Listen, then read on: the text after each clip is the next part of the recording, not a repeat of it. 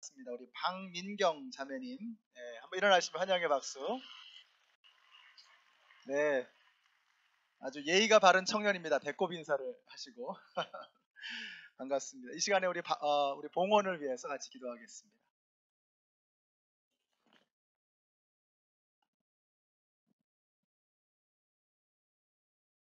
하나님 감사합니다.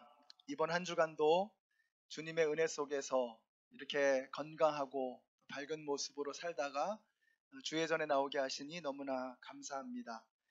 저희들의 공로가 아무것도 없고 오직 하나님의 은혜임을, 이 모든 것이 하나님의 사랑임을 고백하며 믿음으로 귀한 예물을 주님 앞에 드렸습니다. 이 드린 귀한 예물을 통해서 하나님의 나라가 확장되게 하시고 또 죽어가는 영혼들이 살아나는 역사가 나타나게 하시고 주님께서 이 땅을 다스리시는 주님의 도구로 사용되게 하여 주시옵소서. 들이신 손길을 주님께서 기억하시고 한 분 한 분을 축복하시고 그들의 가정과 사업과 하시는 모든 일들 가운데 주님의 섬세한 돌보심이 임하게 하여 주시옵소서. 오늘도 두렵고 떨리는 마음으로 감히 설 수 없는 이 자리에 주님의 말씀을 들고 섰습니다. 오늘 주님께서 홀로 저희들에게 말씀하여 주시고 저희들은 그 말씀을 듣고 마음에 새기고 말씀을 붙들고 세상에 나아가서 담대하고 당당하게 승리하며 살아가는 저희들 되게 하여 주시옵소서. 예수님의 이름으로 기도드렸습니다. 아멘. 함께 일어나셔서 우리에게 주신 하나님의 말씀을 봉독하겠습니다. 오늘 말씀은 사무엘하 20장 전체의 말씀인데요. 그 중에서 1절과 2절의 말씀을 우리 한 목소리로 같이 읽겠습니다. 사무엘하 20장 1절과 2절.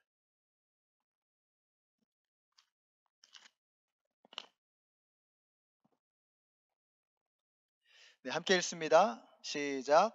그 즈음에 불량배 한 사람이 그곳에 있었는데 그의 이름은 세바였다. 그는 비그리의 아들로서 베냐민 사람이었다. 그는 나팔을 불면서 이렇게 외쳤다. 우리가 다윗에게서 얻을 몫은 아무것도 없다. 우리가 이새의 아들에게서 물려받을 유산은 아무것도 없다. 그러니 이스라엘 사람들아 모두들 자기의 집으로 돌아가자. 이 말을 들은 온 이스라엘 사람은 다윗을 버리고 비그리의 아들 세바를 따라갔다. 그러나 유다 사람은 요단강에서 예루살렘에 이르기까지 줄곧 자기들의 왕을 따랐다. 아멘. 우리 옆에 계신 분들에게 한번 인사해 주세요. 하늘 복 받으세요. 하늘 복 받으세요. 네, 사랑합니다. 축복합니다. 하늘 복 받으세요. 예, 유정 자매님도 오셨네요. 우리 박유정 자매님 한번 일어나시면 우리 새로 오신 우리 VIP십니다. 우리 유정 자매님. 네, 감사합니다. 그리고 또 귀한 VIP가 오셨는데 곧 저희 교회에서 이제 결혼할 겁니다. 제가 주례했을 건데 조원정 형제님 또 진아 자매님 오셨습니다. 새로 탄생할 커플입니다. 일어나시면 예. 네, VIP들이 많으셔서 너무 좋습니다. 자, 오늘 세바의 반역이라는 제목으로 하나님 말씀 증거하겠습니다. 점입가경이라고 하죠. 갈수록 정말 가관이다 하는 겁니다. 압살롬이 반역을 일으키더니 이제 세바라는 사람이 또 반역을 일으켰습니다. 다윗의 입장에서 생각해 보면 얼마나 피곤했을까 하는 생각이 듭니다. 그렇지 않아도 압살롬 때문에 이제 반역의 반자만 들어도 경기를 일으킬 지경인데 왕궁으로 돌아오자마자 또 반역이 일어난 겁니다. 우리 생각에도 그렇죠. 아니 하나님의 백성 이스라엘이라고 하면 문제가 없어야 될 것 같은데 왜 이렇게 하나님의 나라가 하나님의 백성들이 이렇게 문제가 끊이지 않는가 이런 생각이 여러분도 드시죠. 근데 여러분 사람은 많은데 문제가 하나도 없는 곳, 그래서 너무너무 조용한 곳, 이게 뭐죠? 공동묘지. 공동묘지입니다. 사람이 숨쉬고 살면요 문제는 끊이지 않습니다. 우리가 이 땅을 살아가는 동안 문제는 멈추지 않습니다. 이게 당연한 것이고 자연스러운 것입니다.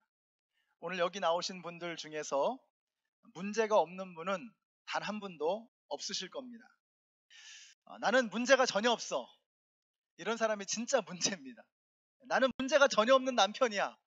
그럼 이제 아내가 골치 아픈 거죠. 아내가 나는 전혀 문제가 없는 아내야. 이러면 남편이 골치 아픈 거죠. 우리 중에 문제 없는 사람이 없습니다. 그래서 우리 이렇게 보면은 다들 평화롭고 다들 잘 사는 것 같고 다들 문제가 없는 것 같아요. 이 소셜 네트워크가 문제가 뭐냐면요. 다들 너무 잘 사는 것 같아. 뭐 페이스북이나 뭐 인스타그램이나 이런 거 보면 너무 다들 잘 사는 것 같아. 너무 그냥 행복한 사진 이러면서 사진 찍고 막 행복한 사진, 좋은 사진들만 올리니까 문제가 전혀 없는 것 같은 거예요. 그래서 이렇게 교회 안에서도 보면 다들 너무 아름답고 도도하고 유유자적하고 행복하고 이렇게 보이잖아요. 그래서 이렇게 백조의 호수, 백조의 호수 같습니다. 근데 한번 그림을 좀 보실까요? 예, 너무 우아하고 아주 아름답죠?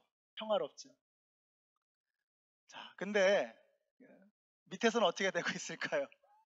가라앉지 않으려고 그냥 조금 옮겨가려고 그냥 막 발발발 하면서 바둥바둥 하면서 그러고 살아가는 겁니다. 우리 중에 문제 없는 사람 없습니다. 뭐 가정의 문제, 뭐 자녀의 문제, 경제적인 문제, 신분의 문제, 또 몸이 아파서, 또 마음이, 정신이 힘들어서, 관계가 어려워서 우리 중에 문제 없는 사람 없습니다. 우리는 죽을 때까지 문제들을 만나며 살 것입니다. 그러니까 중요한 건 뭐냐면 문제가 없어지는 게 아니라 문제를 어떻게 대처할 것이냐, 문제를 어떻게 처리할 것이냐, 이게 중요합니다. 그래서 문제 만나는 걸 두려워하지 마세요. 문제가 있다는 말은 저는 그렇게 믿어요. 문제가 있다는 말은요, 답이 있다는 뜻이잖아요. 문제가 있으면 답이 있는 겁니다. 답을 찾으면 되는 거예요. 답을 찾는 게 어려우면 문제의 출제자가 되시는 하나님에게 여쭤보는 거죠. 그래서 우리는 그 문제를 답을 찾아가는 그 과정, 문제를 풀어가는 과정 속에서 우리의 믿음 생활을 해나가는 것입니다. 우리 중에 문제 없는 사람, 아픔 없는 사람 없습니다. 제가 이렇게 그냥 실실 웃고 다니니까 저는 뭐 아무런 문제가 없는 것 같잖아요. 아주 저도 그냥 바둥바둥 하면서 그러고 목회하고 그러고 살아갑니다. 우리는 다 문제가 있습니다. 그 문제를 어떻게 처리할 것이냐, 이게 중요한 거죠. 그래서 우리는 문제를 대하는 태도를 바꿔야 됩니다. 문제를 두려워하지 말고 답을 찾아가는 것입니다. 답을 찾을 뿐만 아니라 한술 더 떠서 그 문제를 통해서 하나님께서 어떤 역사를 이루어 가실 것인가, 그 문제를 통해서 나를 더 예수님 닮은 인격으로 변화시켜 가시고 더 성숙한 믿음으로 바꿔 나가시는 그 하나님의 일들을 기대하는 삶을 우리는 살아야 되는 것입니다. 우리 성도님들이 저는 문제들을 대하는, 아픔과 고난과 고통을 대하는 우리의 태도가 달라지게 되시기를 바랍니다. 그래서 여러분이 문제를 만날 때 이거는 나를 걸려 넘어뜨리는 걸림돌이다, 이렇게 생각하지 마시고 내가 이 문제를 딛고 일어서리라, 디딤돌로 그 문제를 여기시고 그 문제를 딛고 일어서시고 날아오르시는 우리 모두가 되시기를 예수님의 이름으로 축원합니다. 마귀는 이런 사람들을 두려워합니다. 문제를 만나서 걸려 넘어질 것 같은데, 이제는 끝날 것 같은데 딛고 일어서는 거예요. 다시 날아오르는 거예요. 마귀는 이런 사람들을 두려워하는 거예요. 마귀는 이런 사람 못 건드립니다. 자, 그런데 문제를 만나면 그냥 쉽게 넘어지고 쓰러지고 자포자기하고 잠수 타버리고 그러면 마귀가 아주 우습게 보는 거예요. 여러분들은 문제를 걸림돌이 아니라 디딤돌로 여기시고 그 문제를 딛고 날아오르시는 하나님의 백성들이 되시기를 예수님의 이름으로 축원합니다. 문제를 대하는 그 태도가 큰 그릇을 가진 그런 사람이 되어야 합니다. 오늘은 이 세바의 반역 사건이라고 하는 정말 골치 아픈 문제거리가 다윗에게 생겼습니다. 근데 이 문제를 통해서 우리에게 주시는 가르침들이 너무 귀한 것 같아요. 그래서 문제를 이기는 큰 사람들은 어떻게 하는가 하는 것을 오늘 말씀을 통해서 좀 배워보려고 합니다. 첫째로 우리가 지엽에 매달리지 말고 근본 뿌리를 붙잡아야 됩니다. 우리가 왜 자꾸 이렇게 문제 앞에서 넘어지고 쓰러지냐면요, 자꾸 지엽적인 문제에 매달리는 거예요. 나무와 가지와 이파리 같은 그런 자잘한 것들, 지엽적인 것들에 매달리는 그런 경향이 우리에게 있습니다. 그러다 보니까 문제 앞에서 좌절하고 아무것도 아닌 거 가지고 분열하고 다투고 갈등하고 싸우고 하나님의 나라가 움츠려드는 거죠. 그러면 안 됩니다. 우리는 뿌리를 붙잡아야 됩니다. 근본을 다루어야 됩니다.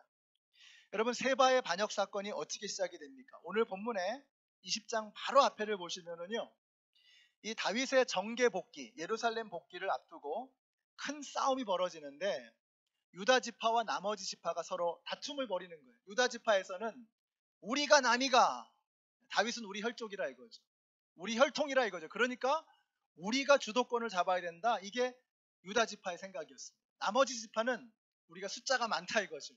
우리가 먼저 시작한 일이라 이거죠. 그러니까 우리가 주도권을 잡아야 된다.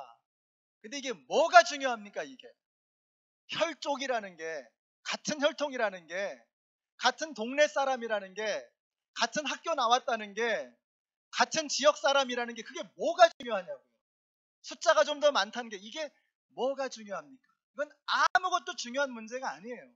죽고 사는 문제도 아니고 그건 근본적인 문제도 아닌 겁니다. 생각해 보면, 아니 유다 집하고 나머지 지파가 차이가 없어요. 전부 다 누구 아들들이죠?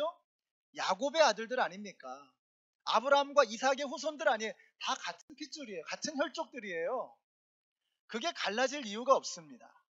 근데 그걸 못 보고 아브라함까지 보이지가 않고 그냥 우리가 유다 지파란 말이에요. 유다 지파.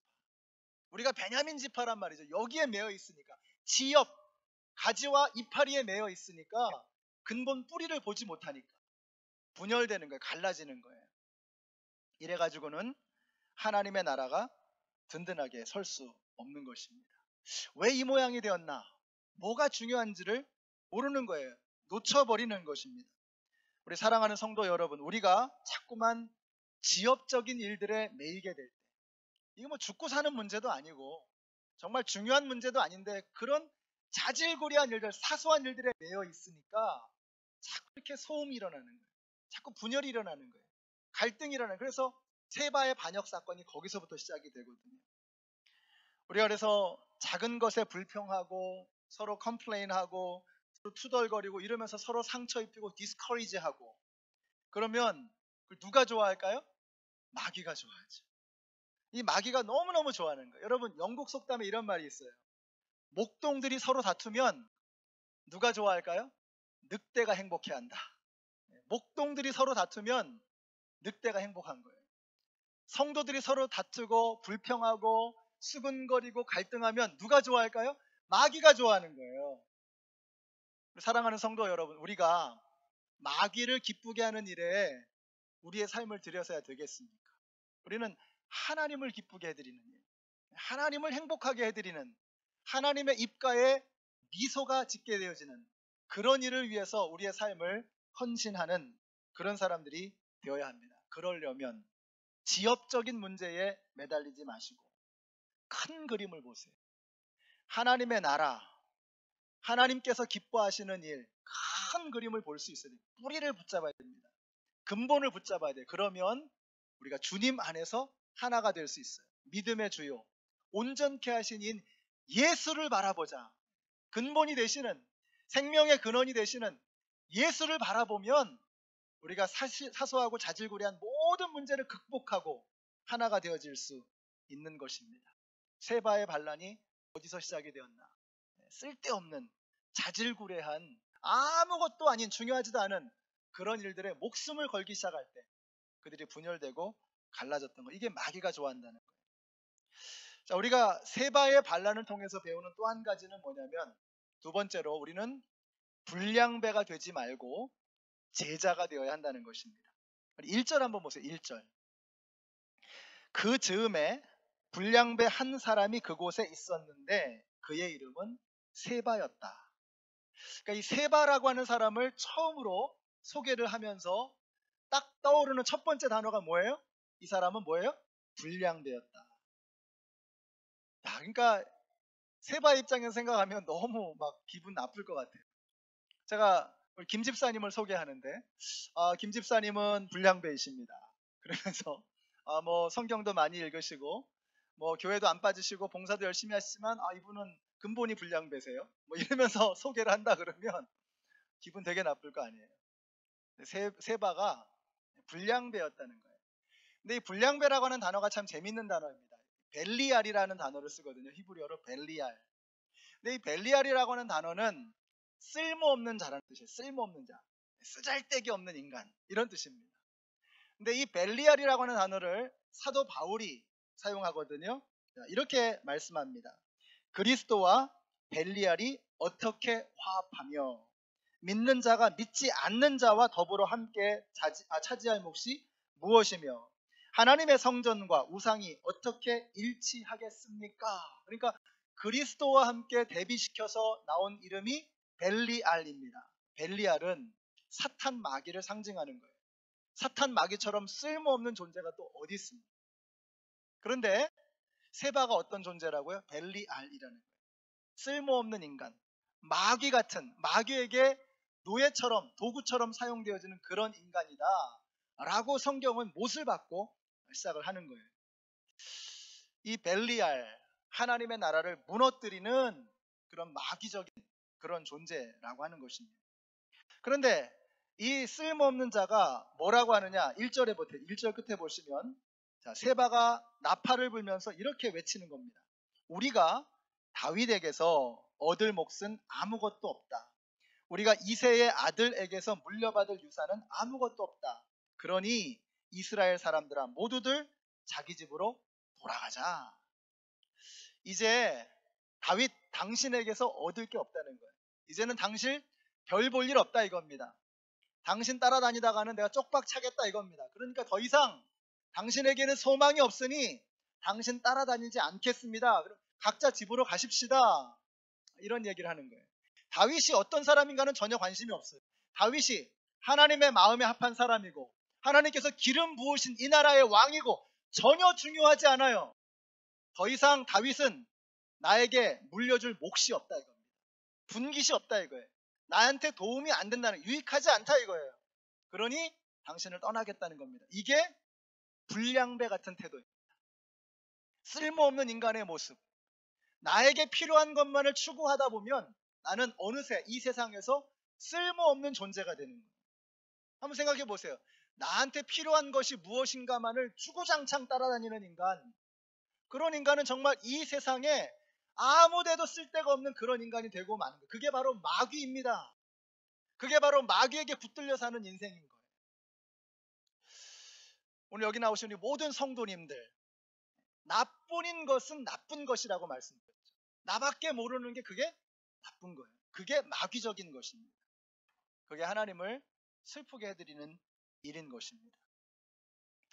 그러나 제자들은 다릅니다. 예수님을 따르던 수많은 무리들이 있었어요. 이 사람들은 예수님이 주시는 떡이 너무 좋은 거예요. 물로 포도주를 바꾸시고 그 포도주가 너무 좋은 거예요.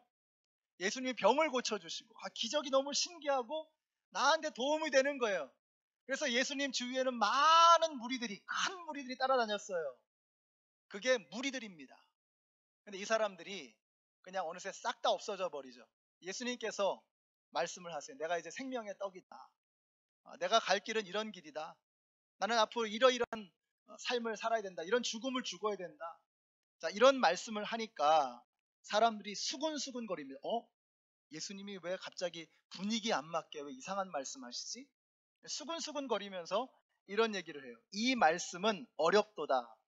누가 들을 수 있느냐? This is a hard teaching. Who can accept it? 이건 너무 어려운 가르침이야. 이건 받아들이기 힘든 얘기야. 그래서 많은 사람들이 다 떠나갑니다. 그러니까 예수님께서 이제 12명의 제자들에게 물어보시는 거예요. 너희들도 가겠느냐?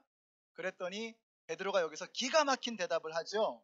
주여, 영생의 말씀이 계심에 우리가 네게로 가오리이까. 한번 따라해 보실까요? 주여 영생의 말씀이 계심에. 아멘. 영생의 말씀이 계시는데 우리가 누구에게로 가겠습니까? 여러분, 이게 제자입니다. 이게 팬과 제자의 차이예요. 팬이냐 제자냐라는 책이 있죠. 팬은 어떻습니까? 팬은요, 잘하면 막 박수치고 못하면 그냥 막 이게 팬입니다. 그래서 저도 이제 그 운동을 좋아하니까 이렇게 보거든요. 그래서 뭐 한 골 넣으면요 막 너무너무 잘한다고 막 다들 뭐 난리가 납니다. 뭐 역대급 뭐 선수라는 둥 뭐 홈런 치면 난리가 나죠. 그러다가 좀 슬럼프에 빠지면 이런 사람을 왜 데려왔냐고, 이거 어느 짝에 쓸모도 없다고 그러면서 당장 방출해야 된다고. 그런다, 이게 팬이에요. 이게 팬. 제자는 어떻습니까? 제자는 고난의 길도 함께 걸어가고 영광의 길도 함께 걸어가고 가시밭길도 걸어가고 황금길도 함께 걸어가는 거예요. 이게 제자입니다. 제자는 변화산에서 그 영광의 주님도 만나고 십자가 갈보리산에서 십자가의 주님도 만나는, 이게 제자예요.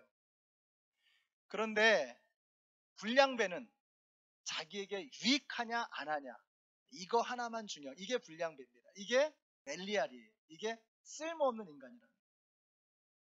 주님의 제자는 주님께서 hard teaching, 어려운 말씀을 주셔도, 부담스러운 말씀, 짐스러운 말씀, 이건 너무 부담돼, 이건 어려운, 이건 받아들이기 힘들어, 이건 못할 것 같아. 그래도 영생의 말씀이 주님께 있는데 우리가 뉘게로 가오리까. 결국은 생명은 하나님에게 있는데 하나님 말고, 예수님 말고 제가 어디로 가겠습니까? 주님, 저는 주님만 따르겠습니다. 이게 제자입니다. 우리 연합장로교 우리 모든 성도님들이 벨리알 되지 마시고 불량배 되지 마시고 쓸모없는 존재가 되지 마시고 하나님 나라에 없어서는 안 될 귀한 예수 그리스도의 신실한 제자 일꾼들이 되시기를 예수님의 이름으로 축원합니다. 우리가 전에는 다 불량배였어요. 그렇잖아요. 저나 여러분이나 나밖에는 모르는, 내 성공을 위해서, 내 인생의 출세를 위해서 모든 것을 쏟아붓는, 그래서 나쁜 사람이었잖아요. 불량배, 벨리알. 하나님 나라에서는 정말 쓸모없는 존재. 그런데 그런 우리들을 우리 예수님께서는 포기하지 아니하시고 우리를 용서해 주시고 우리를 자녀 삼아 주시고, 그리고 끝까지 붙들어 가셔서 우리를 뭘로 만드세요?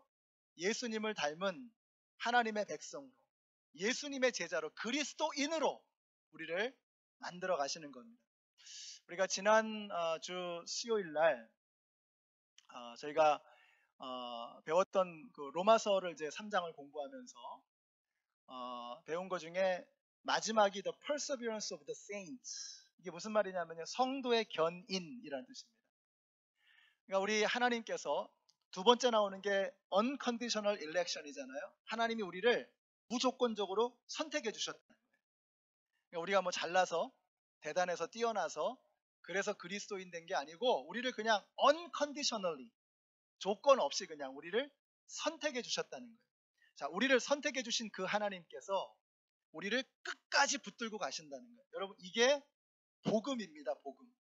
우리를 아무런 공로 없는 죄인들을 하나님께서 우리를 불러주시고 용서해 주시고 사랑해 주시고, 그래서 사람 만들어서 끝까지 붙들고 가시는 The Perseverance of the Saints, 성도의 견인, 끝까지 붙들고 가시는, 견인해 가시는 그런 하나님의 사랑. 여러분, 이게 바로 복음인 것입니다. 오늘 여기 나오신 우리 모든 성도님들, 전에는 우리가 벨리알이었지만, 전에는 우리가 불량배 같은 자기밖에는 모르는 이기적인 존재였지만, 이제는 예수 그리스도의 사랑에 이끌려서 점점 더 주님을 닮은 예수님의 제자로 변해가시는 우리 모두가 되시기를 예수님의 이름으로 축원합니다. 우리가 예수님의 제자가 되어야 하는 것입니다. 자, 마지막 세 번째로, 우리가 정말 말씀에 흠뻑 젖어 살아야 되겠다. 제가 오늘 말씀을 묵상하면서 그 생각이 자꾸 드는 거예요. 우리가 말씀에 흠뻑 젖어 살아야 되겠다. 그림을 한번 보실까요? 자, 이게 이제 세바의 난인데요. 세바가 여기 이제 예루살렘이거든요. 여기서 이제 벳 마가 아벨, 이 아벨이라고 하는 성, 여기 갈릴리 호수가 있잖아요. 이게 요단강이고, 여기가 이제 데드시 사해죠. 자, 요 갈릴리 호수 요 단 지역인데 단보다 더 위쪽에 있는 아벨이라고 하는 이 지역으로 세바가 이제 가서 진을 친 거예요. 자, 이제 다윗이 이 세바를 이겨야 돼, 이제 제압을 해야 되잖아요.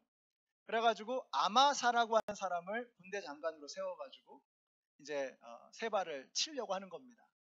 3일의 시간을 줬어요. 3일 동안에 군사를 다 이제 모집을 해가지고 가서 쳐라. 근데 이 아마사가 리더십이 부족했는지 아니면 게을러서 그런지 그 시간을 못 맞췄어요. 그래서 어쩔 수 없이 아비새에게 군대를 주고서 이렇게 보내는 겁니다. 먼저 가는 거예요. 근데 이 사람들이 어디서 만나냐면 여기 기본이라는 곳이 있거든요. 여기서 이제 마주치게 됐어요. 아마사하고 이제 아비새가 함께하는 이제 요압하고 마주친 거죠. 근데 이 요압이, 여러분, 요압이라는 사람이 넉살도 좋게 아마사 형님 평안하십니까 이렇게 인사하면서 수염을 잡고, 그러니까 유대인들은 인사하는 방법이 여러 가지가 있거든요. 그 중에 하나가 수염을 잡고 이렇게 인사를 하는 거예요. 반갑습니다, 반가워 이러면서 수염을 잡고 인사하는 거예요. 자, 그런데 그러면서 어떻게 해요? 칼로 그냥 푹 찌르는. 근데 아마사가 이복형이거든요. 근데 형님 평안하십니까? 그러면서 수염을 잡고 그냥 푹 찔러서 사람을 죽인 거예요. 정말 unbelievable. 요압은 그런 사람. 이 사람이 죽인 사람이 한둘이 아니죠. 아브넬도 죽이고 또 압살롬도 죽이고 또 우리아도 그냥 죽이는 일에 가담을 하고, 그리고 이제 아마사까지 죽이는 거예요. 자, 그리고 나서 이제 아마사가 군대 장관이 된 것이 이제 아마 좀 노여웠겠죠. 자기가 원래 군대 장관이었는데 이 사람 때문에 자리를 뺏겼으니까. 그리고서 이제 이 아벨성까지 올라가서 치는 겁니다. 그 다음 그림을 보여주시면 이제 공성전을 하는 거예요. 요압의 성격답게 그냥 아벨성을 그냥 완전 무너뜨려 버리겠다. 근데 성벽을 무너뜨리는 공성전을 펼치는데 뭐 이런 식으로도 하고. 근데 오늘 본문에 보면은 이게 더 맞는 것 같아요. 둔덕을 쌓았다 그랬어요. 그 토성을 쌓은 겁니다. 이렇게 성 앞에다가 이렇게 토산을 쌓아가지고 여기서 그냥 이렇게 벽을 무너뜨리고 공격을 해버리는 거예요. 자, 이렇게 이제 토성을 쌓아가지고 이 아벨이라고 하는 성을 완전히 섬멸하려고 이렇게 하는데, 그런데 어떤 한 여인이 등장을 하는 거예요. 이 지혜로운 여인이 등장을 해서 요압을 설득합니다. 어떻게 설득하느냐? 18절부터 보세요. 그 여인이 말하였다. 옛날 속담에도, 제가 이제 읽어 나갈 텐데 이 느낌을 한번 좀 잘 보세요. 옛날 속담에도 물어볼 것이 있으면 아벨 지역에 가서 물어보아라 하였고, 또 그렇게 해서 무슨 일이든지 해결하였습니다. 저는 이스라엘에서 평화롭고 샬롬이죠, 충실하게 사는 사람들 가운데 하나입니다. 근데 장군께서는 지금 이스라엘에서 어머니와 같은 성읍을 하나 멸망시키려고 애씁니다. 왜 주님께서 주신 유산을 삼키려고 하십니까? 조목조목 하나하나 다 설명해 나가니까 이 요압이 꼼짝을 못해요. 그래서 아주 코믹합니다. 재밌어요. 20절부터 보세요. 요압이 대답하였다. 나는 절대로 그러는 것이 아니요, 정말로 그렇지가 않소. 나는 삼키거나 멸망시키려는 것이 아니요, 그 일이 그런 것이 아니요. 사실은 에브라임 산간 출신인 비그리의 아들 세바라는 사람이 다윗 왕에게 반기를 들어서 반란을 일으켰소. 여러분이 그 사람만 내주면 내가 이 성읍에서 물러가겠소. 자, 무슨 느낌이 드세요? 뭔 소린지 몰라도 무슨 느낌이 드세요? 야, 되게 버벅댄다. 저처럼 막 버벅대잖아요 지금. 자기도 무슨 말 하는지 모르면서 버벅대면서 막 변명같이 하지 않아요? 근데 여러분, 이게 재밌는 것이 지금 이 요압이 뭐 하고 왔습니까? 아마사를 죽이고 왔잖아요. 얼마나 표독하고 얼마나 독한 사람입니까? 뭐 형제고 뭐 자기 족하고 뭐 그런 거 없어요. 그냥 충신이고 뭐고 그냥 싹 다 그냥 자기 앞길을 막는 사람은 누구나 죽이겠다. 이런 사람입니다. 이런 냉혈한이에요. 그런데 이 사람이 이 여인의 말 앞에서 버벅대잖아요. 이거를 읽으실 수 있어야 돼요. 왜 버벅댈까? 성경에 안 나와요. 왜 버벅댈까? 이 말씀을 가만히 묵상해 보면 이 여인의 말 속에는 하나님 나라의 관점이 녹아 있어요. 이 여인은 하나님의 말씀에 젖어 사는 사람이구나. 이 여인은 기도하는 사람이구나. 이 여인은 하나님하고 정말 친하구나 하는 것을 느낄 수가 있어요. 여러분, 하나님의 말씀은 능력인 것을 믿으시기 바랍니다. 주의 말씀은 내 발의 등이요 내 길의 빛이니이다. 하나님의 말씀은 풀은 마르고 꽃은 시드나 하나님의 말씀은 뭐예요? 영영이 서리라. 하나님의 말씀은 능력인 것입니다. 우리가 하나님의 말씀에 푹 젖어 살면 우리의 입을 통해서 하나님의 관점이, 하나님의 말씀의 능력이 나오는 거예요. 우리가 하나님의 말씀에 젖어 살아야 합니다. 어떤 분이 그런 얘기 하시더라고요. 뭐 겉절이하고 김장김치가 있는데 우리는 겉절이 같은 그런 성도가 되면 안 되고 김장김치 같은 성도가 되야 된다. 그래서 겉절이는 어때요? 이게 막 저는 겉절이를 사실 좋아합니다. 그 젓갈 듬뿍 들어간 오징어 젓갈 듬뿍 들어간 이런 겉절이 좋아해요. 그런데 성도는 겉절이 성도가 되면 안 되고 김장김치 성도가 돼요. 그냥 숙성이 돼가지고 그냥 하나님의 말씀에 푹 젖어 있는 그런 성도가 돼야 된다는 거예요. 이 여인이 가만 보니까 하나님의 말씀에 푹 숙성이 돼 있는 거예요. 젖어 있는 거예요. 그래서 이분이 뭐 힘이 세가지고 요압이 지금 버벅거리는 게 아니잖아요. 그냥 차분하게 설명하는 겁니다. 아니 어떻게 하나님께서 귀하게 여기시는 이 성읍, 하나님의 기업을 이렇게 그냥 함부로 그냥 대하시고 다 망가뜨려 버리십니까? 어떻게 하나님의 백성들을 이렇게 함부로 대하십니까? 그랬더니 그게 아니고 이게 요압이 그런 스타일이 아니거든요. 왜 그렇게 돼요? 하나님의 능력의 말씀 앞에 기가 죽어 무릎을 꿇어버리는 거예요. 근데 제가 이걸 보니까 제 머릿속에 이 여인이요 꼭 우리 권사님들 같아. 저는 우리 권사님들 이렇게 보시면 기도 많이 하시죠. 말씀에 평생 이렇게 젖어 사시고 겸손하시고 온유하시고. 근데 우리 권사님들이 말씀하시면 제가 껌뻑 죽습니다. 권사님들의 말씀은 어길 수가 없어요. 기도하시고 말씀에 푹 젖어가지고 저를 사랑하는 마음으로 해주시는 말씀이니까 권사님들의 말씀은 이게 그냥 흘려보낼 말씀이 없어요. 우리 어르신들의 말씀, 우리 장로님들의 귀한 말씀. 이 권사님 앞에서 요압이 꼼짝을 못하는 거예요. 이 권사님 앞에서. 우리 사랑하는 성도 여러분, 저는 오늘 여기 나오신 이 모든 성도님들이 하나님의 말씀에 흠뻑 젖어 살게 되시기를 축복합니다.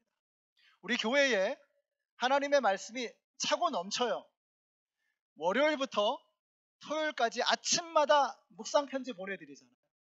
화요일부터 토요일까지 아침마다 새벽마다 말씀을 함께 읽고 함께 기도하고, 화요일날 새로운 삶 경건의 삶이 있습니다. 수요일날 로마서를 공부하고 있어요.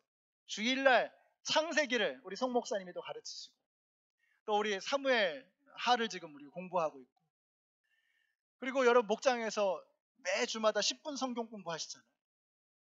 차고 넘쳐요. 하나님의 말씀이. 여러분은 그 하나님의 말씀에 흠뻑 젖어 있으십니까? 한번 스스로에게 질문해 보세요. 하나님의 말씀에 흠뻑 젖어 있나? 제가 얼마 전에 바이블 뮤지엄에 가가지고 우리 성도님 중에 한 분이 바이블 뮤지엄 좋다 그래서 한번 가보라고 권하셔가지고 한번 갔었습니다. 자, 여기 보시면은요, 여기 조그맣게 여기 써 있는 게 구텐베르그 프레스라고 써 있어요. 이게 16세기에 마틴 루터가 종교개혁을 일으키잖아요. 천주교에 대항해서 종교개혁을 일으키는데, 그때까지만 해도 성경이 라틴어로 되어 있었어요. 그러니까 일반 사람들은 성경을 읽을 수가 없는 거죠. 그러니까 히브리어를 혹은 헬라어를 라틴어로 번역을 해놔가지고 성경은 라틴어로만 읽어야 된다. 말이 됩니까, 여러분? 그러니까 신부님들만 성경을 읽을 수 있고 일반 농민들, 상인들, 서민들은 성경을 읽지 못하는 거예요. 그걸 마틴 루터가 독일어로 번역합니다. 그러니까 일반 시민들도 서민들도 성경을 읽을 수 있도록 그 독일어 성경을 뭘로 찍어내느냐? 구텐베르그 인쇄기로 이걸 찍어내는 거예요. 그리고서 이것이 독일 전역에 퍼지는 겁니다. 이 성경이 유럽 전역으로 퍼지는 거예요. 지금 전 세계에 성경이 널렸어요. 여러분은 그 능력이 하나님의 말씀에 젖어 있냐 이거예요. 하나님의 말씀 때문에 유럽이 뒤집혔습니다. 세상이 뒤집히고 있어요. 하나님의 말씀이 들어가는 곳에는 불평등이 사라지고 부조리가 사라지고 부정의가 없어지는 것. 그래야만 하는 것입니다. 근데 왜 그렇게 되지 못하고 있느냐? 하나님의 말씀을 들고 살아가는 성도들이 하나님의 말씀에 푹 젖어 있질 못하는 거예요. 그냥 말씀을 듣고 흘려보내는 거죠. 말씀대로 살아가는 것이 아니라 그냥 말씀은 그냥 듣고서 잊어버려야 되는 그런 정도로 내 삶에 It is very hard teaching. 너무 어려운, 받아들이기 힘든, 그래서 그냥 좋은 말씀으로 듣고 잊어버려야 되는, 그걸 삶으로 적용시키기에는 너무 부담스러운 그런 말씀으로만 여기고 살아가는 거예요. 능력이 안 나타나죠. 이 아벨성의 이 권사님, 이 여인, 말씀에 푹 젖어 있었던 거예요. 그 말씀에 젖어 사니까 그 입에서 나오는 말에 설득력이 있잖아요. 그 입에서 나오는 말에 파워가 있잖아요. 여러분이 하나님의 말씀에 젖어 살면 여러분의 직장에서, 학교에서, 여러분의 가정에서, 여러분의 삶 속에서, 여러분의 입술을 통해서, 여러분의 언행을 통해서 하나님의 능력이 나오게 될 것을 믿으시기 바랍니다. It is very hard teaching. Who can accept it? 이 말씀이 이렇게 어려운데 이 말씀을 누가 받아들일 수 있겠는가? 이거는 하나님의 말씀에 대한 오해도 보통 오해가 아니에요. 여러분, 하나님의 말씀은 그런 게 아닙니다. 하나님의 말씀은 우리를 위한 거예요. 하나님께서 우리에게 주신 가장 큰 선물, 하나님의 말씀입니다. 이 말씀을 우리가 지키며 살아가는 것은요, 이건 우리를 힘들게 하는 게 아니에요. 우리를 짐스럽게 하는 게 아니에요. 하나님의 말씀은 내가 주는 멍에는 가볍다 그랬어요. 하나님의 말씀은 우리를 가볍게 하는 말씀입니다. 이 말씀대로 살면 우리의 삶이 경쟁에서 뒤처지고 힘들어지고 피곤해지고 그러는 게 아니라 우리를 날아오르게 하는 거예요. 제가 늘 말씀드리죠. 기차는 철길 위에서 가장 강력하다. 배는 물 위에서 가장 자유롭다. 인간은 하나님의 말씀 위에서 가장 위대해지는 것을 믿으시기 바랍니다. 저는 이거 확신합니다. 하나님의 능력의 말씀에 젖어 사셔야 돼요. 말씀에 젖어 살면 이제는 더 이상 지엽이 아니라 근본 뿌리를 붙들게 되어 있어요. 말씀에 젖어 살면 벨리알이 아니라 불안당이 아니라 불량배가 아니라 제자로 살게 되어 있어요. 하나님의 말씀은 나에게 주시는 기쁨이다, 능력이다. 이걸 깨달으면 우리가 그 말씀함에 푹 젖어서 우리를 통해서 하나님의 말씀의 능력이 나타나게 되어지는 것입니다. 그래서 이제 더 이상 불량배가 아니라 벨리알이 아니라 하나님의 제자로 멋지게 살아가시는 우리 모든 성도님들이 되시기를 예수님의 이름으로 축원합니다. 기도하겠습니다. 하나님 감사합니다. 저희들은 정말 불량배 같은 쓸모없는 그런 존재였는데 그런